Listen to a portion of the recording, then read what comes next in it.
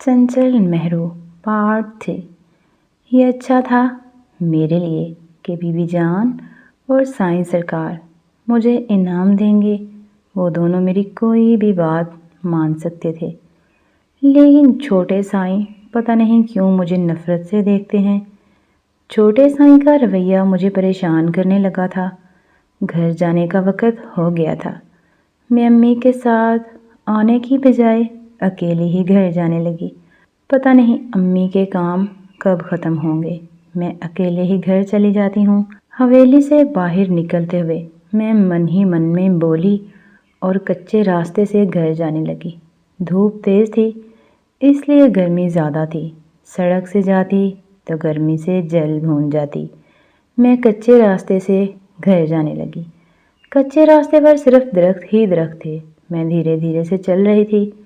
मेरे जहन में हवेली के लोग ही घूम रहे थे। मैं वहाँ कुछ घंटे रुकी थी, मगर बहुत कुछ जानने लगी थी। मुझे छोटे साईं का सख्त रवैया उदास कर रहा था। बड़े साईं मेरे दीवाने हुए थे और छोटे वाले घास तक नहीं डाल रहे थे। मेरी नज़र अचानक एक दरख्त पर पड़ी। दरख्त के पास मेरी दोस्त का भाई खड़ा था। इसे देखकर मैंने अपना चेहरा छुपा लिया और तेज़ कदम उठाकर वहाँ से जाने लगी। लेकिन फिर भी उसने मुझे पहचान लिया और मुझे आवाज़ें देता हुआ मेरे पीछे आने लगा। मेहरू, रुको, कहाँ जा रही हो? वो भागकर मेरे सामने आ खड़ा हुआ। मेरे सामने से हटो अदनान, वरना मैं बहुत मारूंगी तुम्हें, मैंने गुस्से से कहा। वो मुझे बिल्कुल पसंद नहीं था। इतना कहकर मैं दूसरे रास्ते से जाने लगी। अदनान ने मेरा हाथ पकड़कर मुझे आगे बढ़ने से रोक दिया और ज़बरदस्ती एक दरख्त के साथ जा लगाया और ख़ुद मेरे ऊपर आ गया। मैं कब से इस मौके की तलाश में था कि तुम कहीं मुझे अकेली मिल जाओ और मैं तुम्हारे साथ मोहब्बत भरी बातें कर सकूं। अदनान अपना वजूद मेरे वजूद के साथ मज़ीद जोड़ते हुए बोला। मेरे कद्दू इसके सीने के साथ सख्त हो रहे थे। तुम्हें मुझसे जो मोहब्बत भरी बातें करनी हैं, मैं सब जानती हूँ। मेरे कद्दू के साथ ही खेलना चाहते हो ना? हटो पीछे। मैं सख्त लहजे में बोली। नहीं, मुझे तुम्हारे कद्दूओं से ज़्यादा तुम्हारी बिल्ली पसंद है। मैं अपनी कुल्फ़ी तुम्हारी बिल्ली के मुंह में डालना चाहता हूँ। प्लीज़ मना मत करो। अदनान अपना हाथ मेरी बिल्ली के ऊपर रखते हुए बोला। मेरी बिल्ली अभी छोटी थी, इसलिए इसके हाथ में आसानी से पूरी आ गई थी और वो इसे दबा कर मज़े लेने की कोशिश करने लगा। मत करो अदनान ऐसा, मुझे कुछ होने लगता है।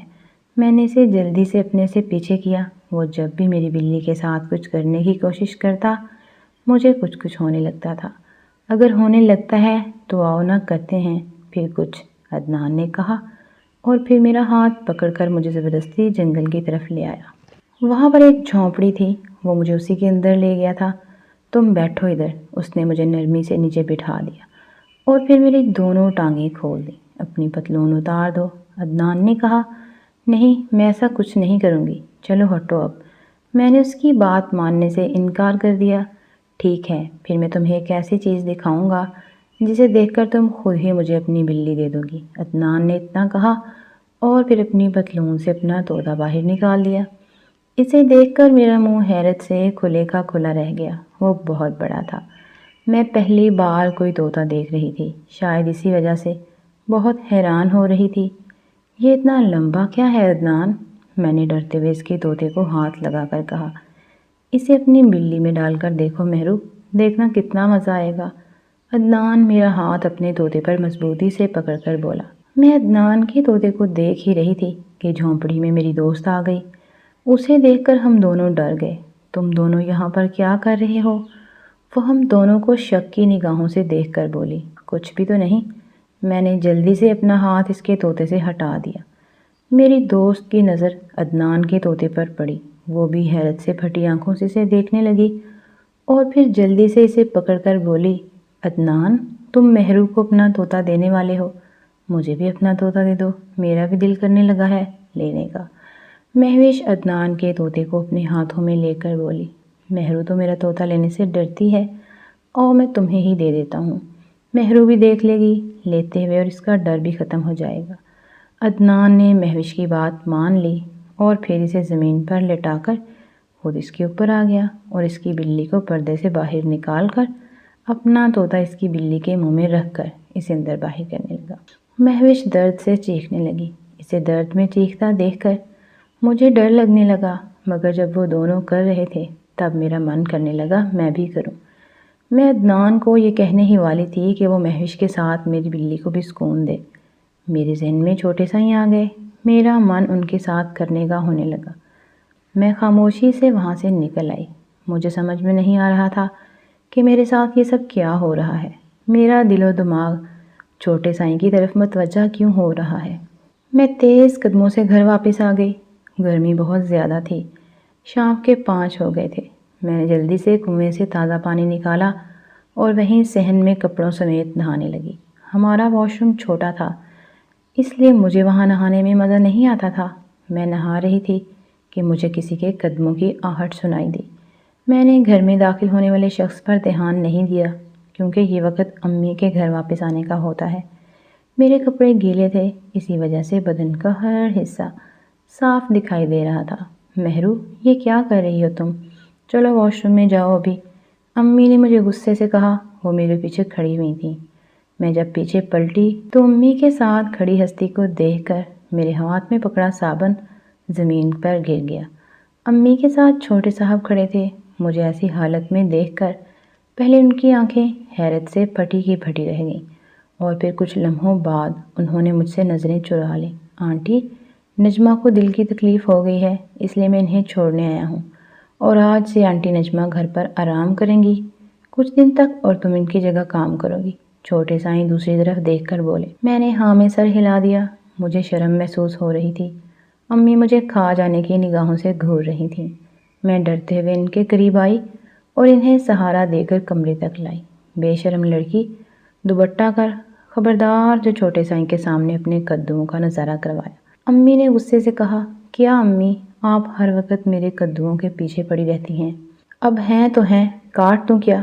مجھے امی کی بات سن کر غصہ آ گیا تھا، اس لیے میں نے اکڑے ہوئے لہجے میں کہا اور کمرے سے باہر نکل آئی۔ جاتے جاتے کمرے کا دروازہ بھی بند کر دیا تاکہ امی کچھ دیکھ نہ سکیں۔ میں نے دوپٹہ نہیں کیا تھا۔ میں زندگی میں پہلی بار کسی مرد کو اپنے قد خود دکھانے کے لیے بے چین ہو رہی تھی۔ میں سست قدموں سے چھوٹے سائیں جی کی طرف بڑھ رہی تھی، تبھی زمین پر پڑے صابن سے میرا پاؤں پھسلا اور میں چھوٹے سائیں پر جا گری۔ وہ میرے نیچے تھے، میں ان کے اوپر تھی۔ صاحب کا طوطا میرے ساتھ لگ رہا تھا اور میرا من کر رہا تھا کہ میں اپنی بلی صاحب کے طوطے کے اوپر بٹھا دوں، مگر ایسا کچھ نہیں ہونے والا تھا کیونکہ صاحب ایسا کرنے سے چاہتے ہی نہیں تھے۔ انہوں نے مجھے اپنے اوپر سے ہٹایا اور غصے سے کھڑے ہو کر اپنے گیلے کپڑے ٹھیک کرنے لگے۔ اندھی ہو تم، تمہیں نظر نہیں آتا ہے کیا؟ میرے کپڑے خراب کر دیے ہیں تم نے۔ مجھے معاف کر دیں سائیں جی، میں نے یہ سب جان بوجھ کر نہیں کیا ہے۔ میں تو صرف آپ کو شکریہ کہنے کے لیے آپ کی طرف آ رہی تھی۔ مجھے پتہ ہی نہیں چلا کہ کیسے میرا پاؤں پھسل گیا۔ میں روتی ہوئی شکل بنا کر بولی اور رونے لگی۔ میرے قدم ہلنے لگے تھے، وہ گیلے گیلے تھے، اس لیے ہلتے ہوئے مزیدار لگ رہے تھے۔ اب کی بار سائیں کی نظر میرے قدم سے جا ٹکرائی اور وہ اسے دیکھنے کے لیے مجبور ہو گئے۔ تم کتنے سال کی ہو مہرو؟ وہ میرے قدموں کو دیکھتے ہوئے بولے۔ میں 15 سال کی ہونے والی ہوں۔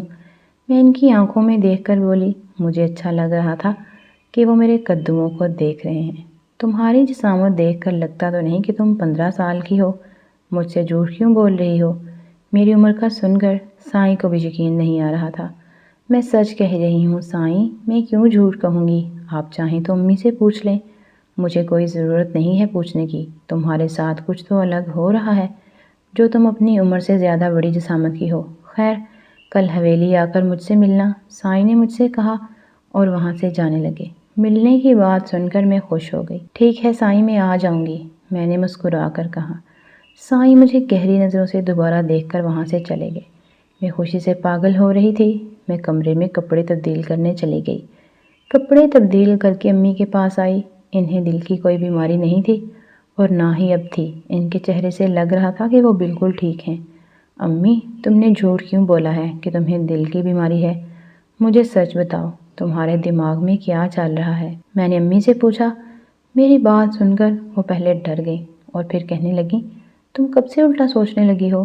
جانتی ہو نا مجھے، میں یہ سب تمہارے لیے ہی کر رہی ہوں۔ امی نے مجھ سے کہا۔ مجھے حیرت ہونے لگی کہ وہ میری خاطر کیا کر رہی ہیں۔ ویورز، کہانی کا اگلا پارٹ دیکھنے کے لیے ہمارے چینل قرآن وائس کو جلدی سے سبسکرائب کریں تاکہ جب میں اس کا اگلا پارٹ اپلوڈ کروں تو اس کا نوٹیفیکیشن آپ لوگوں کو سب سے پہلے ملے۔